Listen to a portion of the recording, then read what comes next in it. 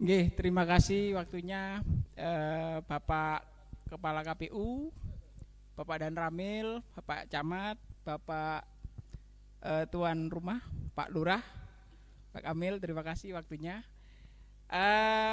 Pertanyaan bagi teman-teman dari saya mewakili dari Gen Z ini. Jadi terkait pemilihan kepala daerah, gubernur dan wakil gubernur. Nah ini pertanyaannya sih receh saja sih, Pak. Karena mungkin dari kita itu belum. Pertanyaan pertama adalah yang sulit kita cerna itu bagaimana kita bisa memilah money politik dan bukan yang money politik. Ini yang paling tidak kita harus melek politik ya. Itu yang pertama. Yang kedua adalah bagaimana cara memilah kita tentang politik identitas dan bukan politik identitas. Mungkin itu yang kedua. Yang ketiga adalah cuman dari kita Gen Z ini pinginnya sih pilkada tahun ini itu ceria, keamanan juga kondusif dan tidak ada intervensi dari pihak manapun. Nah ini yang kita harapkan gitu. Begitu dari saya, Mas Arif. Pertanyaannya cukup, monggo, terima kasih. Siap. Terima kasih Mas Bayu. Katuran Pak Syain. Nggih, langsung. Ya, baik, terima kasih. Tepuk tangan dulu untuk penanya tadi. Mas siapa namanya? Mas Bayu ya, Mas Bayu dari Panti katanya ya. Ya, baik, terima kasih. Tadi pertanyaannya sangat bagus. Yang pertama terkait dengan money politik atau definisi dari money politik. Ini memang perlu sebuah definisi yang harus kita pahami ya. Karena sebenarnya tanpa dijawab Bapak Ibu sudah tahu sebenarnya apa definisinya itu. Apa dan bagaimana sebenarnya sudah tahu. Ya, yang jelas terkait dengan money politik, yang jelas sesuatu yang kita tawarkan kemudian ada sebuah akad untuk sesuatu itu, maka itu adalah yang menjadi ranah di money politik. Satu contoh misalkan karena diberi uang harus memilih ini, berarti kan ada ajakan untuk menggunakan dan memilih. Nah itu yang tidak boleh. Money politik. Kalau orang ngasih kan enggak apa-apa Pak. Sodakoh. Nah, makanya definisinya juga agak sulit. Nah, tetapi yang sebenarnya yang tahu itu kita ya. Kita bisa mengukur sebenarnya. Ini yang terkait dengan money politik dan ini bukan. Apalagi kalau di tingkat perkotaan saya kan sudah paham. Sehingga ukuran kita untuk bisa melakukan filter. Nah, ini tadi sebenarnya melalui visi dan misi itu.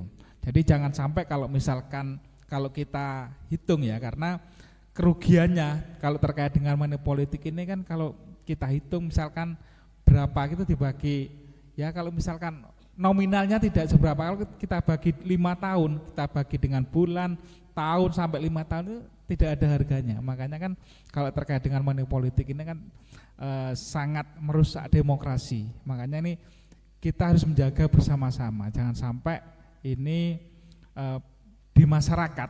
Pendidikan politik tadi ini menjadi tugas kita bersama sebenarnya. Ya pelan-pelan. Kenapa?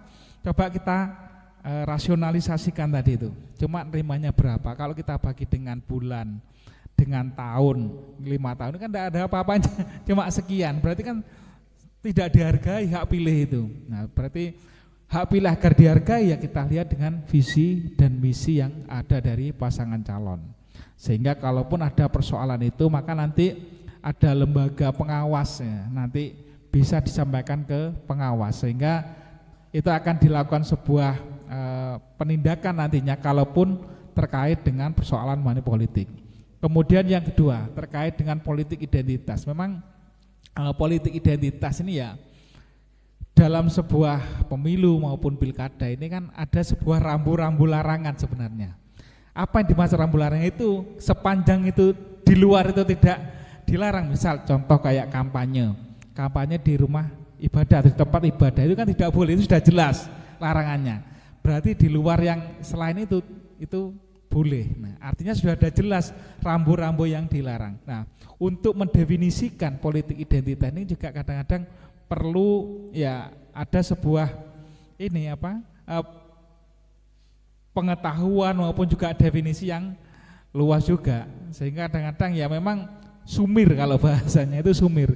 Jadi ini kadang bisa dikatakan politik identitas, ini kadang-kadang juga tidak bisa dijerat. Nah, sehingga kembali lagi tadi itu ya, kita landasannya adalah landasan yang sudah dilarang itu, sehingga kita mencoba mengurangi atau menjauhi lah terkait dengan politik identitas itu, sehingga apa yang menjadi jargon itu adalah yang digunakan dalam visi misi itu, dengan memberikan pendidikan politik yang baik.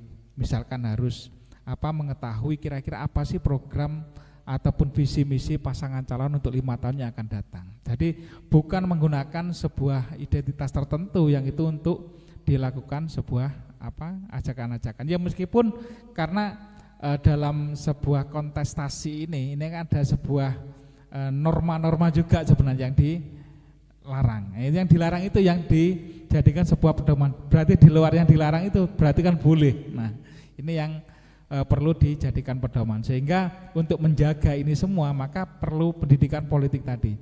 Selain memberikan sebuah pemahaman tentang pentingnya mengetahui visi misi, kemudian ada capaian-capaian yang nantinya akan dilakukan, misalkan kalau misalkan terpilih nanti apa saja yang harus dilakukan, maka ini yang menjadi sebuah domain untuk menguji terkait dengan apa yang akan dibawa untuk 5 tahun yang akan datang. Kalau ini sudah kita pahami, maka pendidikan politik yang ada ini nanti bisa digunakan yang sebaik-baiknya. Insya Allah nanti terkait dengan money politik pun juga tidak akan masuk, karena penguatan terhadap visi dan misi dari pasangan calon ini benar-benar membumi, benar-benar memasyarakat. Ya ini harus kita semua yang bergerak minimal dari kelompok yang kecil dulu, karena untuk yang besar ini kan dari hal yang kecil dulu katanya Pak.